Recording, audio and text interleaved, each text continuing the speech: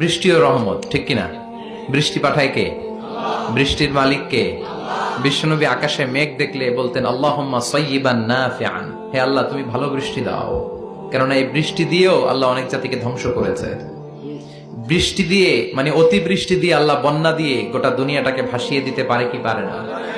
এজন্য মেঘ দেখলে এত আনন্দিত হয়েন না, বৃষ্টি দেখলে অনেকে গান বাজায়, আছে না নাই?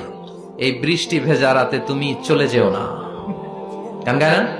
না, আপনি আল্লাহর কাছে দোয়া করবেন আল্লাহুম্মা সাইয়্যিবান নাফিআন, আল্লাহ তুমি বরকতের বৃষ্টি দাও। আল্লাহুম্মা গাইসান মুগীসান মারিআন মুরিআন নাফিআন গায়রা দার। বিষ্ণুই পড়তেন আল্লাহ এই বৃষ্টিটা যেন উপকারী হয়, এই বৃষ্টি থেকে যেন ঘাস লতা পাতা কিছু পায়, এই বৃষ্টিটা যেন আমাদের জন্য বরকতময় হয়, যেন কল্যাণময় হয়, কোনো ক্ষতির কারণ যেন না হয়, তুমি কবুল করো।